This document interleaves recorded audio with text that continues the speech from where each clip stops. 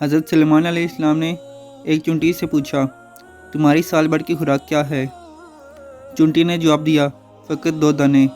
حضرت سلیمان علیہ السلام نے اس کے پاس 2 دانے رکھ کر بل بند کر دیا۔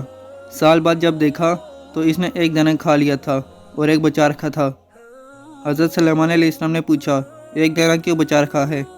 چونٹی بولی، پہلے میرا بھروسہ اللہ پر تھا کہ 2 دانے بھی کھا لوں گی تو وہ اور دے گا۔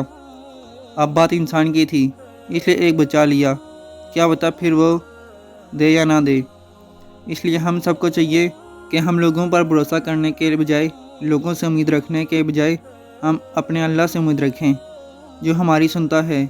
ہم کو اس سے ہی دعا کرنی چاہیے اور اسی سے ہی مدد مانگنی چاہیے، کیونکہ اللہ کے ہاں کچھ بھی ناممکن نہیں۔ انسانوں کے لیے ممکن اور ناممکن ہوتا ہے، مگر اللہ کے لیے کچھ بھی ناممکن نہیں ہوتا۔ اس لیے اپنی ہر فریاد اللہ کے آگے رکھیں اور اللہ پر یقین رکھیں۔